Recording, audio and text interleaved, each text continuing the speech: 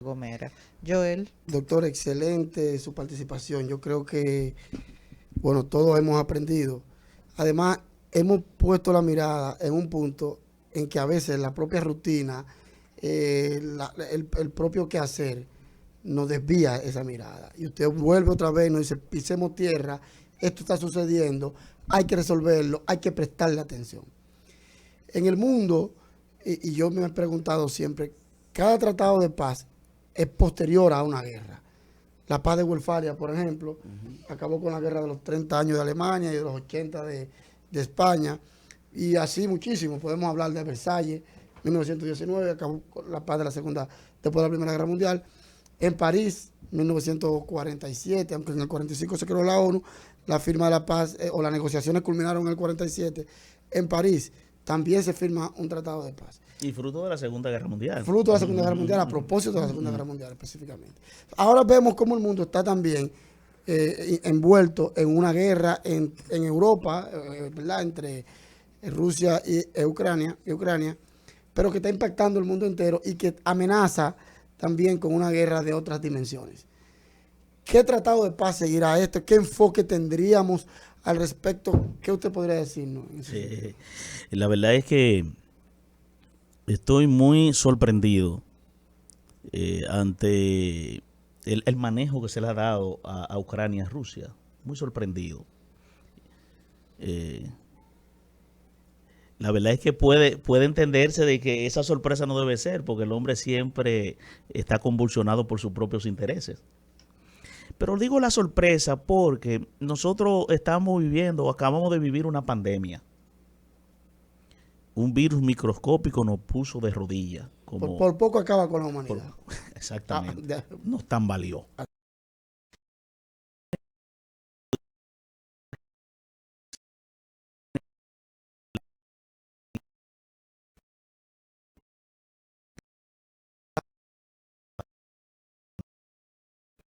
Recuerdo que y para responder tu pregunta, que en ese tiempo disminuyeron los conflictos bélicos.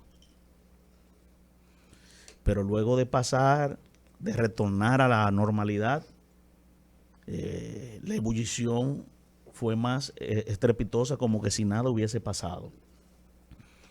Y entonces me pregunto, aquellos sucesos en el pasado, ¿en qué medida han servido de aprendizaje? Ya lo dijiste, después de la Segunda Guerra Mundial se subrayó, se le dio un papel importante a lo que es la resolución alternativa de disputa, sentándonos a la mesa, negociando a través del ejercicio de la mediación, pero sujetado a una gran herramienta que es el diálogo. ¿Por qué no se ha utilizado, consciente de que estamos en un mundo del conocimiento, de la información, por los intereses? Pensar que en ganancias muy particulares, claro, hay un tema de geopolítica, pero no pensamos en lo destrozo que puede generarse fruto de permitir este tipo de guerra, ¿verdad? Guerra que al final no tienen sentido. Porque si seguimos, vamos a tener una implosión nuclear global, por lo tanto tendrá que detenerse. ¿Qué hacer? Abogo de que la ONU juegue su papel. La verdad es que me pone en duda, ha disminuido su credibilidad, estoy hablando como ciudadano, no ha correspondido a lo que, al deber ser, a su finalidad, a su objetivo.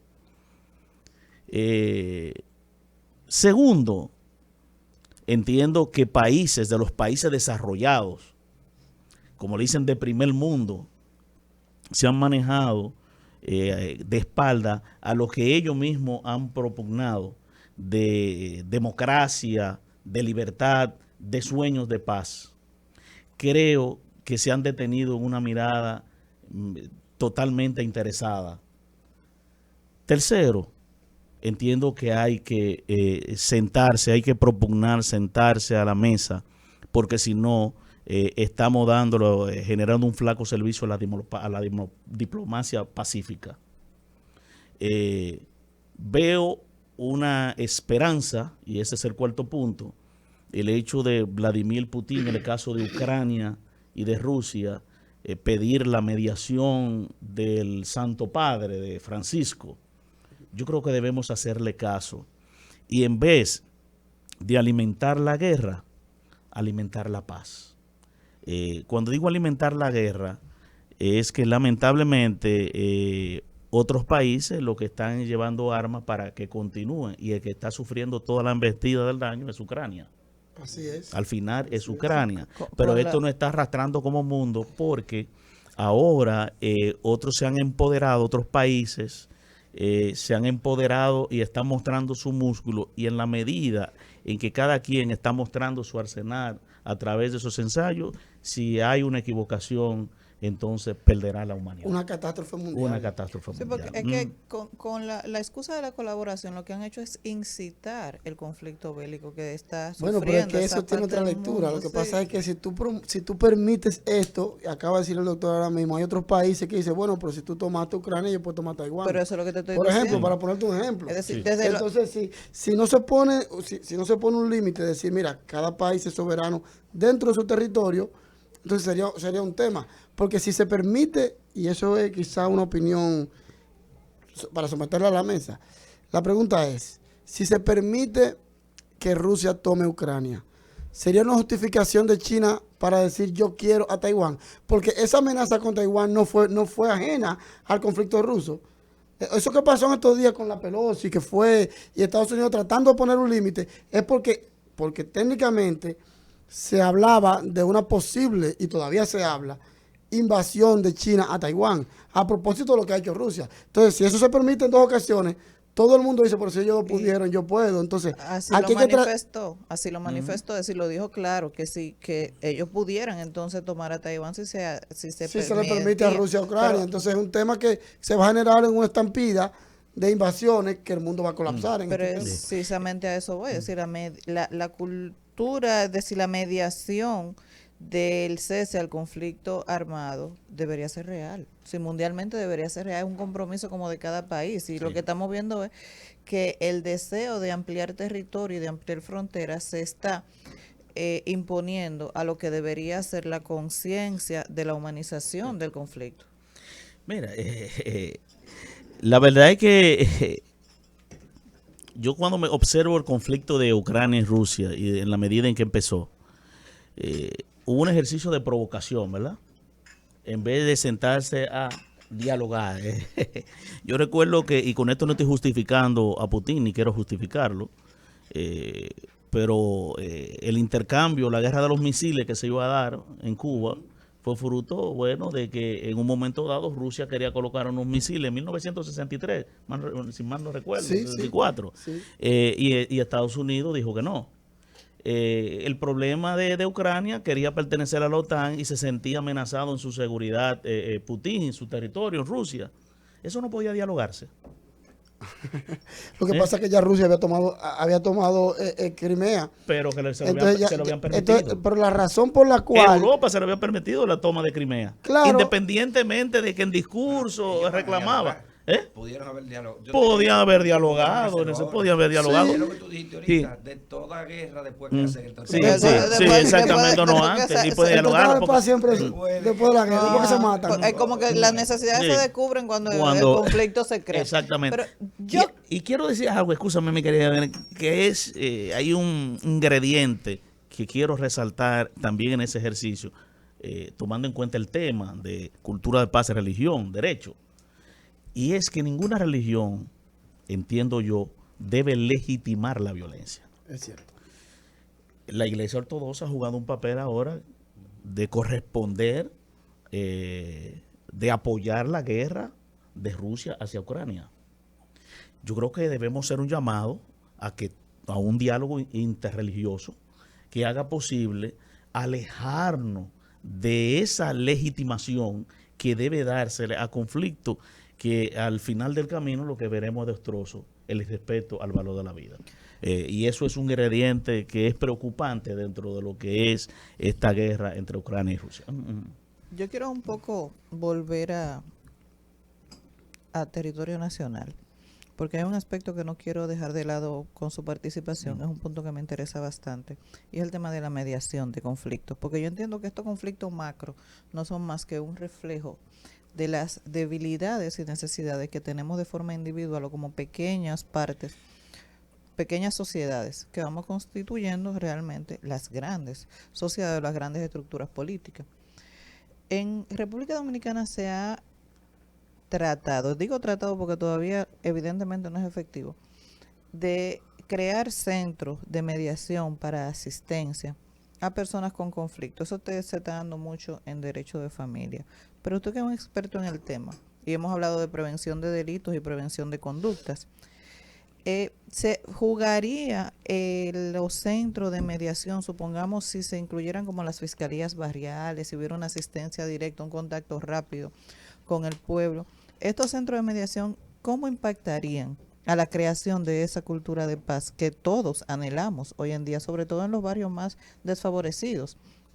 Y esa es mi pregunta, pero añado a esto el comentario de que yo siempre he sido de la creencia que si cuando un supuesto infractor se presenta a un tribunal o ante un ministerio público, si esa persona fuera analizada en su contexto, desde su crianza, se entendiera que esa persona es una víctima del sistema por la falta de oportunidad y la falta no solo de educación didáctica, sino de formación en valores. Entonces, ¿cómo estos centros se hacen necesarios para la formación de nuestros jóvenes y de la futura sociedad? Sí, importante porque es un tema que me apasiona, ¿verdad?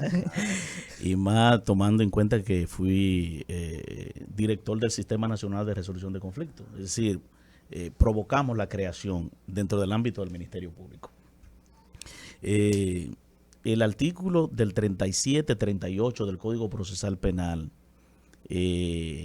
plantea, consagra la figura del mediador, de la mediación, como auxiliar del Ministerio Público. Nosotros asumiendo en detalle, que aunque es de manera muy tenue que lo plantea el Código Procesal Penal, porque no dirige el alcance, no se dirige hacia dónde vamos a la aplicación de la mediación. Pero ahí entra lo interesante, y es que el mismo nos entraña un gran desafío como sociedad, y es democratizar la mediación. Porque si nos concede la oportunidad como ciudadano de participar junto al Ministerio Público siendo auxiliar para conceder un abordaje oportuno a esas situaciones de conflicto, muchas de ellas no se convierten en hechos dramáticos. Y para eso, esa democratización es agigantar los espacios en todo el territorio nacional.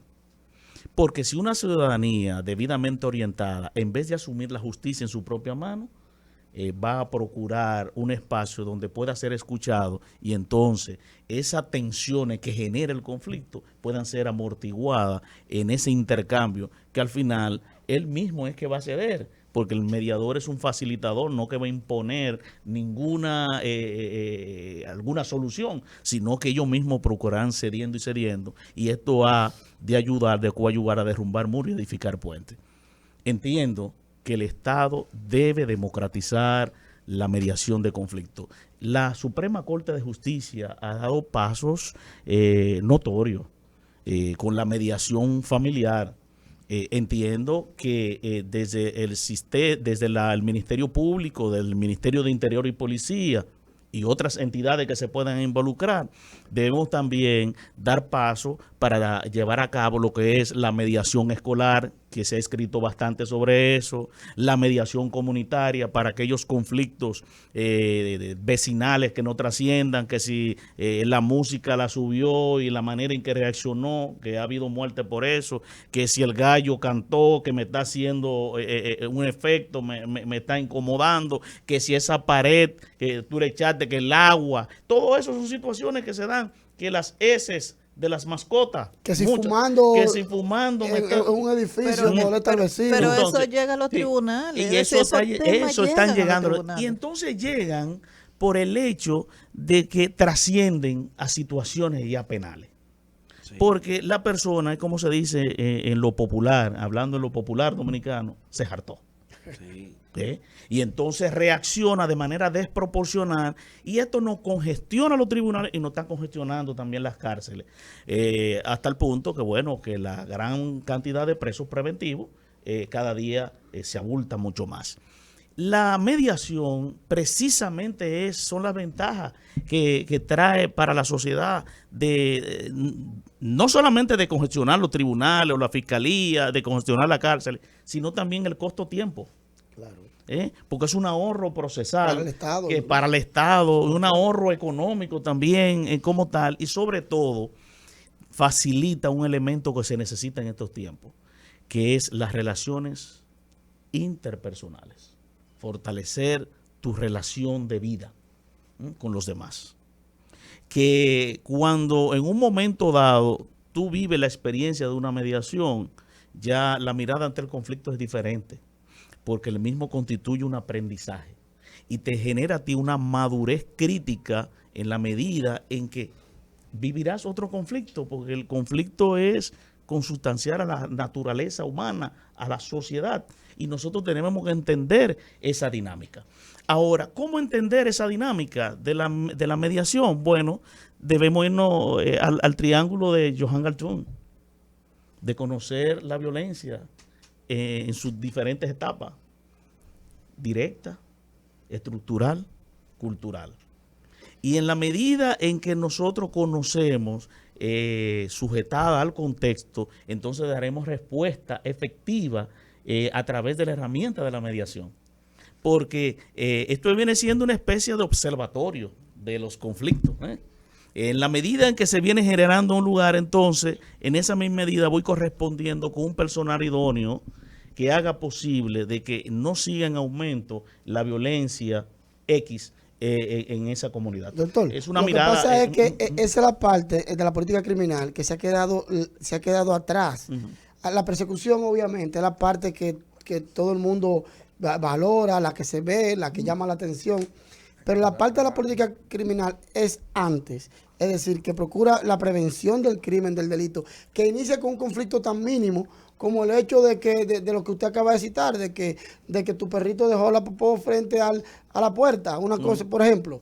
O sea, este tipo de análisis preventivo que debe formar parte de la política criminal es lo que hablamos la semana pasada, que no puede recaer en un órgano mega ocupado como es el Ministerio Público, y se está inclusive procurando la creación de un Ministerio de Justicia. Yo también propuse hace mucho tiempo en otro lugar una creación de un Ministerio de Política Criminal que lo abarcara todo, pero digamos el Ministerio de Justicia teniendo estas mismas funciones. Te copiaron la idea ahora. O sea, la idea es esa, que se pueda ocupar de estos detalles, porque imagínate usted, en los casos que están ahora mismo los altos dirigentes del Ministerio Público, en estos momentos preocupados por la persecución, que también es importante, nadie le está diciendo que no, pero debemos, y que es multidisciplinaria, la otra parte de la política criminal, como la preventiva, donde intervienen, además del Ministerio Público, que en este caso sería el Ministerio de Justicia, múltiples instituciones como la que el doctor acaba de decir. citar. Y ahí cobra sentido lo que tocábamos al inicio del programa, donde tú perfilas la conducta de la persona y a partir de ahí recibe un trato diferenciado, claro, no discriminatorio,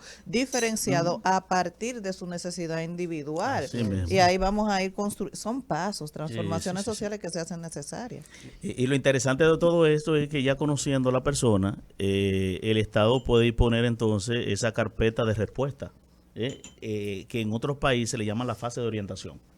Yo creo que aquí debemos desarrollar esa fase de orientación, debe ser continua, porque muchas personas cuando le llega el conflicto andan a ciegas, ven puertas cerradas y entonces de ahí es que viene la reacción. Por lo tanto, aquí hablamos tanto de acceso a la justicia, que es el acceso a soluciones justas.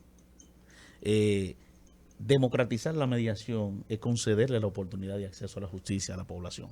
Yo creo que no puede quedar cerrado y más completo el tema si traemos Estado, políticas públicas y religión.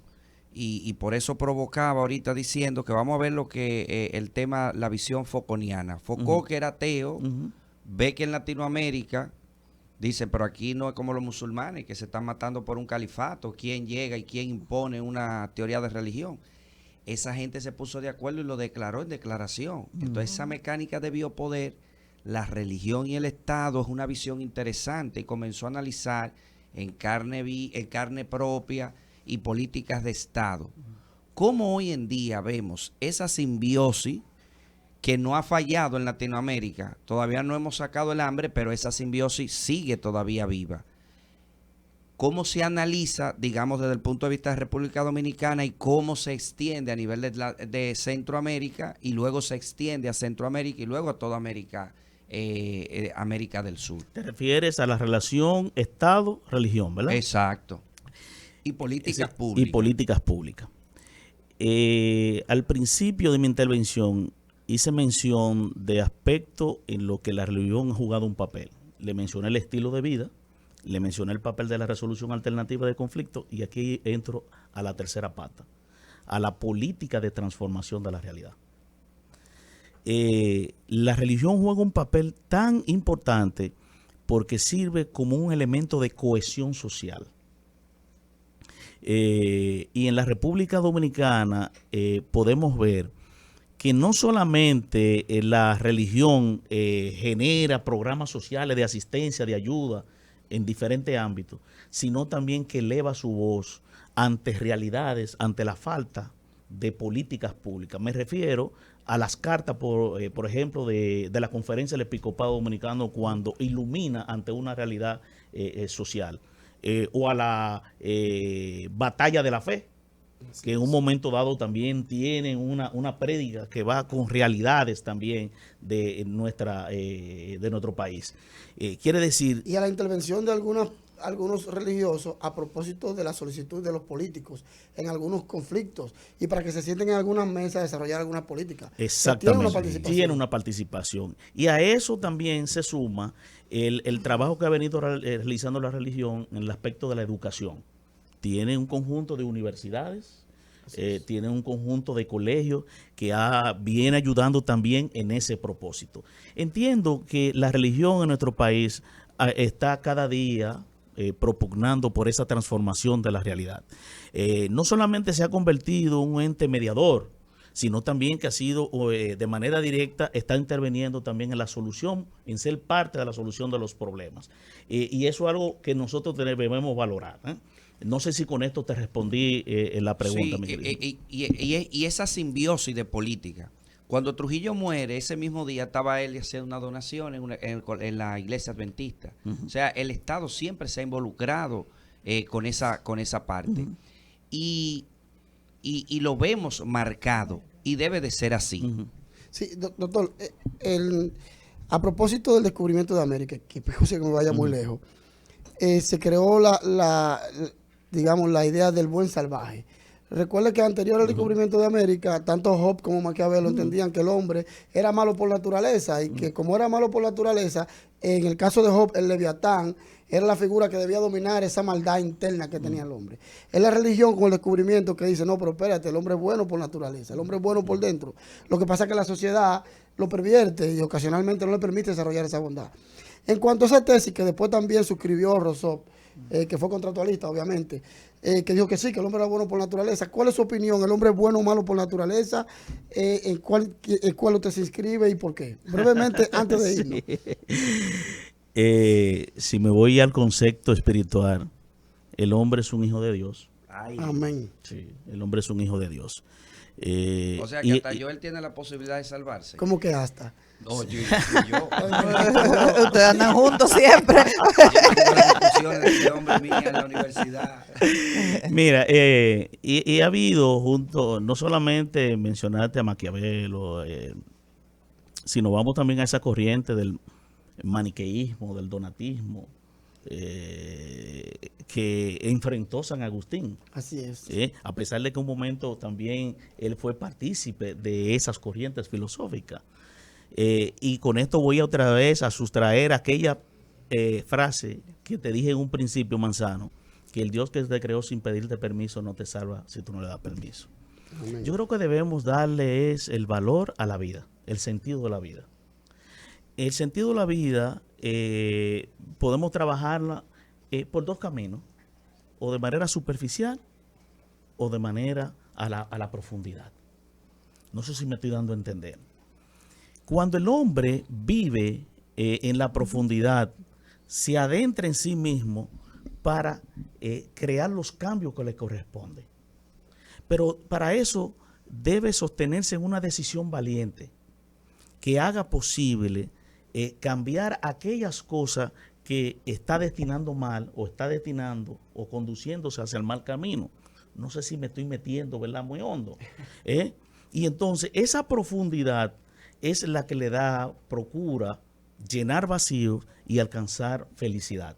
Wow. La superficialidad es vivir propiamente en un mundo que lo pinta Rubén Blades, en una sociedad plástica.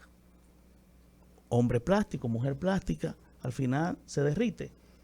Porque su mundo banal se supedita a un exterior, pero y está lleno de vacíos existenciales. El hombre, cuando se deja llevar de lo superficial, entonces puede caer en el camino el camino malo, como le dicen.